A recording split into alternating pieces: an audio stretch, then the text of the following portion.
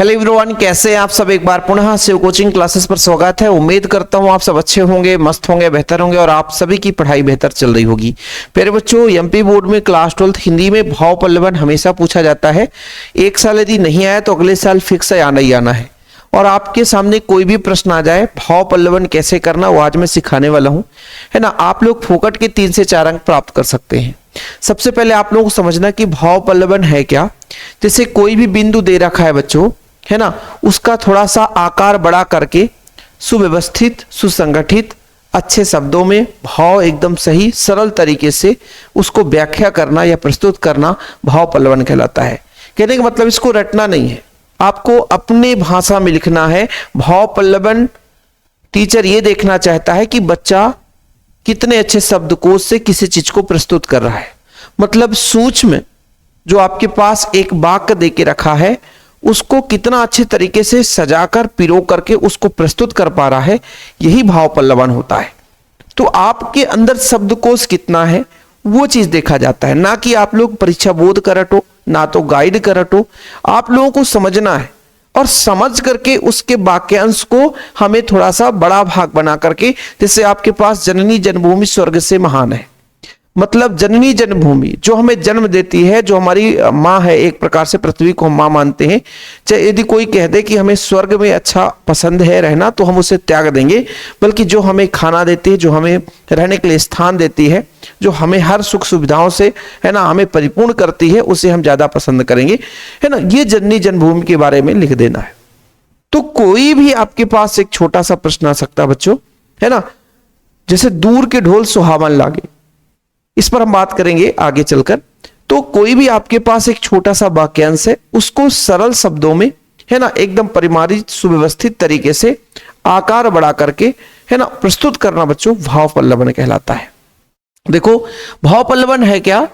भाव पल्लवन का अर्थ है किसी संक्षिप्त सूत्र या विचार को, है ना, या उक्ति, कहावत या सूक्ति के गहरे अर्थ को सरल, सहज, सारगर्भित भाषा में उदाहरण सहित विस्तार से समझाना, ताकि उसका छिपा हुआ भाव पूरी तरह से स्पष्ट हो जाए, भाव पल्लवन कहलाता है।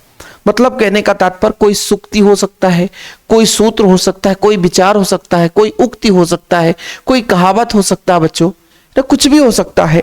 इसको सरल तरीके से परिमार्जित सुव्यवस्थित ढंग से आकार बड़ा करना, ताकि उसके अंदर छिपी हुई बात को हम समझ सकें या समझा सकें, भाव पल्लवन कहलाता है। मैंने वही चीज तो बताया कि कोई एक छोटा सा वाक्यांश है, कथा मतलब कथानक हो सकता है, किसी का उक्ति सूक्ति हो सकता है ना, या कोई कहावत हो सकता है, कुछ भी हो सकता है। उसको सरल तरीके से, सुव्यवस्थित, सुसंगठित तरीके से आकार बड़ा करके, है ना, उसको समझाना, ताकि उसके अंदर छिपे हुए भाव सामने प्रकट हो जाए बच्चों, वो भाव पल्लवन कहलाता है। ठीक है। और ये सारा चीज नोट्स में भी अवेलेबल रहता है। जो बच्चा नोट्स लेना चाहता है तो उसके लिए कॉन्टैक्ट नंबर देके रखा है 9685 29 91 49। देखो बच्चों, कितना भी अच्छे तरीके से आप लोग तैयारी करो, लेकिन प्रॉपर नोट्स नहीं है तो आपकी तैयारी नहीं हो पाएगी। और इसके लिए मात्र हम लोग 100 रुपए देते हैं। अरे भैया, यदि आप लोग तैयारी करोगे ना, लगभग 800 तो ऑब्जेक्टिव है यार, समझ रहे हो ना। तो जो बच्चा नोट्स ले लिया है उसको पता है कि कितना प्रॉपर नोट्स है, और जो नहीं लिया है तो अभी भी समय है, नोट्स ले सकता है।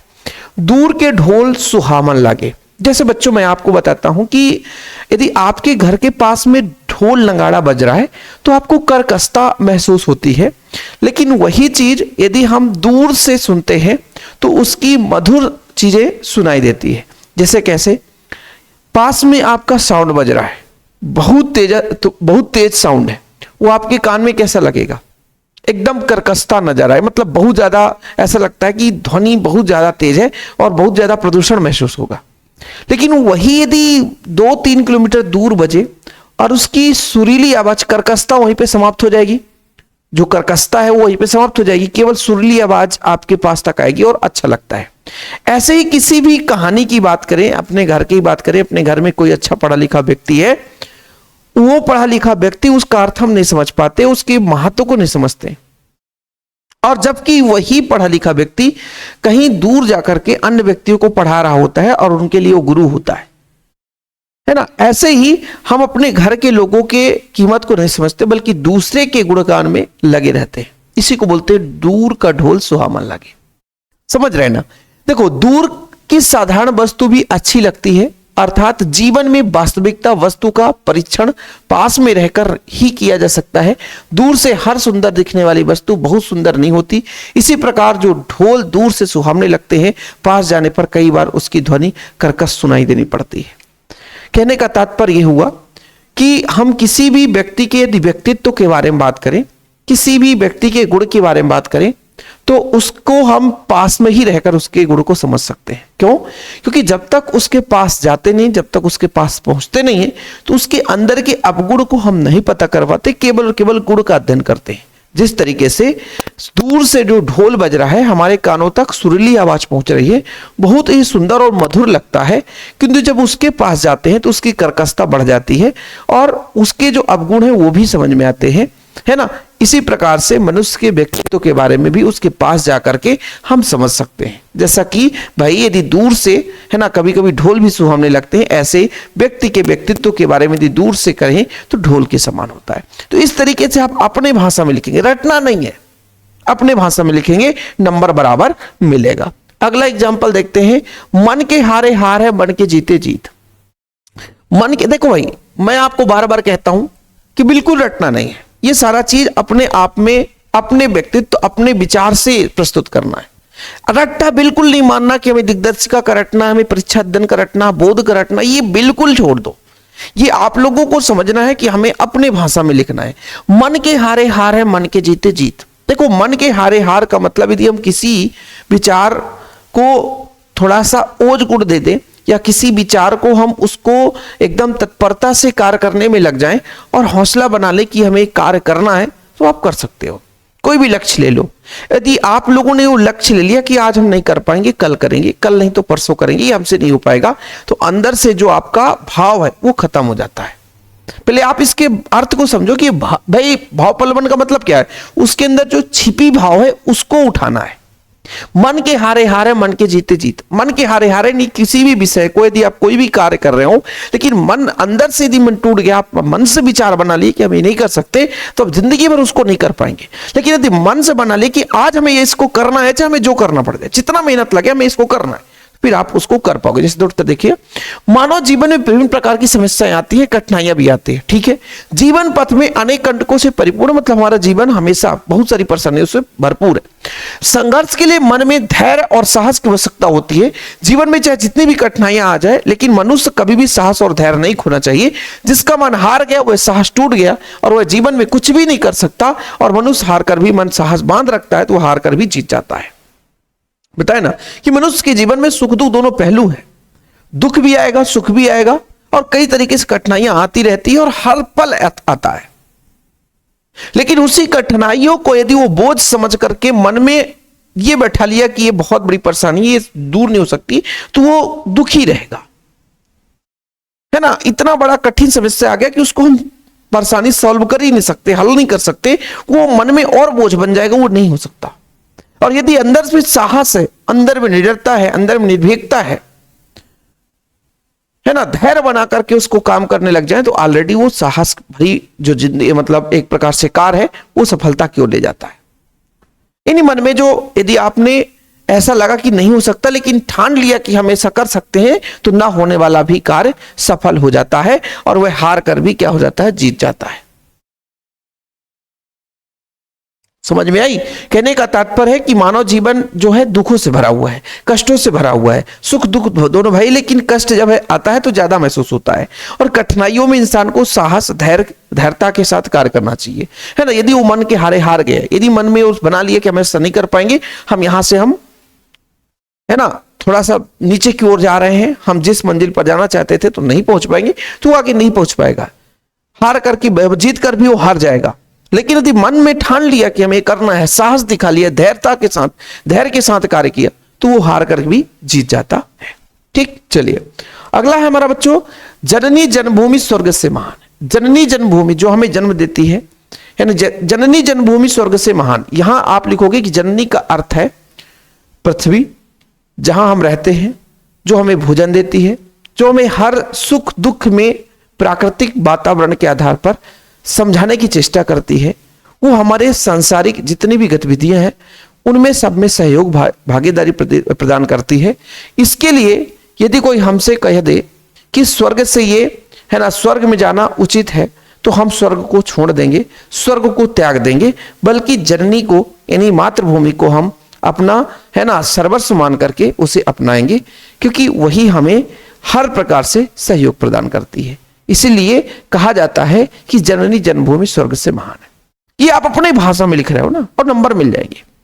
देखो यहां पे आप लोग खूब सारा व्यक्तित्व देखोगे कि संस्कृत में एक सूत्र है, जननी जन्मभूमि स्वर्गादपि गरीयसी, अर्थात जननी एवं जन्मभूमि स्वर्ग से भी बड़ो। जननी मतलब जन्म देने वाली, और जन्मभूमि जहां हम जन्म लेते हैं, ठीक है, क्योंकि मां एवं जन्मभूमि में के हम पर इतने उपकार हैं कि उससे कभी हम ऋण हो ही नहीं सकते, है ना। इस संदर्भ में महान कवि गुरुदेव रविन्द्रनाथ टैगोर कहते हैं कि यदि मुझे प्रेम के बदले स्वर्ग दिया जाए तो मैं लेने से इंकार कर दूंगा, क्योंकि स्वर्ग का वैभव विलास की मदिरा में डूबने वाला होता है, जबकि प्रेम में व्यक्ति धूप छांव कंट का किरण मार्ग से चलकर एक नया इंसान बनता है। मां का ममत्व एवं वत्सल स्वर्ग से बढ़कर है। जन्मभूमि की शीतल छाया एवं इसकी गोद में पलना बढ़ना, कर्मभूमि के कर्मवीर बनना स्वर्ग से भी महान है। कुल मिलाकर के जननी जन्मभूमि, दो चीज बोला है ना, जननी यानी मां, जननी जो हमें जन्म देती है, जो हमें पैदा करती है, हमारी मां, और जन्मभूमि का मतलब बच्चों जहां हम पैदा लेते हैं, जहां हम रहते हैं, जहां हमारा रहन सहन है, वो जन्मभूमि है ना। दोनों चीजों की तुलना की गई है स्वर्ग से। रविन्द्रनाथ टैगोर जी कहते थे, कोई कह दे कि प्रेम या स्वर्ग क्या अपनाना चाहोगे, तो बोले हम तो प्रेम अपनाना चाहते हैं, जिसमें जीवन में आनंद ही आनंद है। जबकि जो मदिरापान, स्वर्ग में क्या है, मदिरापान से लिप्त लोग रहने वाले, तो हम स्वर्ग बिल्कुल नहीं अपना सकते हैं। जननी जो हमें जन्म से है ना जन्म दे करके हमें हर प्रकार के है ना समाज में रहना, बोलना, खाना सब कुछ सिखाती है। दूसरा वहीं पे जब जन्मभूमि की बात करते हैं तो जन्मभूमि के गोद में रहकर पलना बढ़ना रहना, उससे भोजन प्राप्त करना, ये हर चीज हमें देती है। इसलिए हम जननी जन्मभूमि से स्वर्ग से भी महान समझते हैं। ठीक है, अपने भाषा में लिख देना बच्चों। स्वतंत्रता हमारा जन्म सिद्ध अधिकार है ना भाई। जन्म लिया है जो व्यक्ति तो वो मरेगा ही।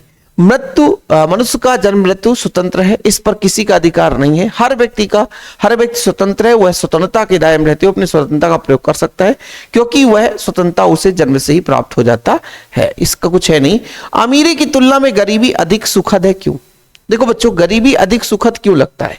क्योंकि अमीरी का मतलब होता है बच्चों, अमीरी का मतलब होता है सुख, और गरीबी का मतलब होता है दुख। जो दुख झेला है, जो दुख से गुजरा है, जिसने दुख का अनुभव किया है, वो दूसरे के दुख को समझता है, दूसरे के परेशानी को समझता है। लेकिन अमीरी जो केवल खुशमय जीवन जिया है, जिसके जीवन में गरीबी नहीं आया है, वो किसी के गरीबी के हालात को कैसे समझ सकता है? इसीलिए कहा जाता है कि अमीरी से ज्यादा गरीबी में सुखद अनुभव प्राप्त होता है। गरीब रह करके लोगों की सहायता, लोगों की सेवा है ना, दुख दर्द को समझना आसान होता है। इसलिए बच्चों, अमीरी से ज्यादा गरीबी अधिक सुखद है। ठीक है, समझिएगा। अमीरी का संबंध सुख से है, गरीबी का संबंध दुख से है, किंतु गरीबी या दुख को महसूस न करने वाले जीवन निरर्थक होते हैं।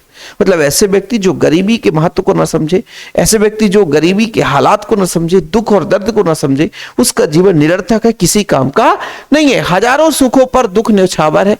सुखी व्यक्ति दुख का मोल समझ ही नहीं सकता। यानी जो व्यक्ति सुख का अनुभव करता है, केवल हर पल सुख सुख सुख, मतलब हर पल वो जीवन में सुखमय है ना, गरीबी कभी देखा ही नहीं है, तो किसी दूसरे के गरीबी को कैसे समझ सकता है?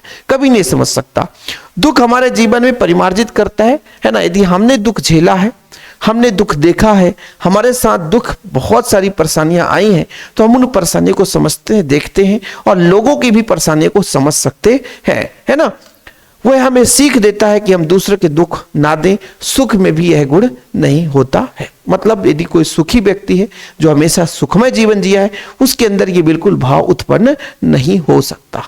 ठीक, तो इतने सारे हम लोग आप लोगों को अभ्यास कराया है, और हिंदी का लगातार वीडियो जो आपको मिल ही रहे हैं। जो बच्चे अभी तक नोट्स नहीं लिए हैं तो कॉन्टेक्ट नंबर है, मात्र 100 रुपए नोट्स के लिए चार्ज लगता है बच्चों, और बढ़िया आप लोगों को नोट्स दिया जाता है। ठीक है, तो जल्दी अभी कांटेक्ट करें, नोट्स लें प्रॉपर तैयारी करने के लिए। फिलहाल अभी के लिए इतना ही। जय हिंद, वंदे मातरम।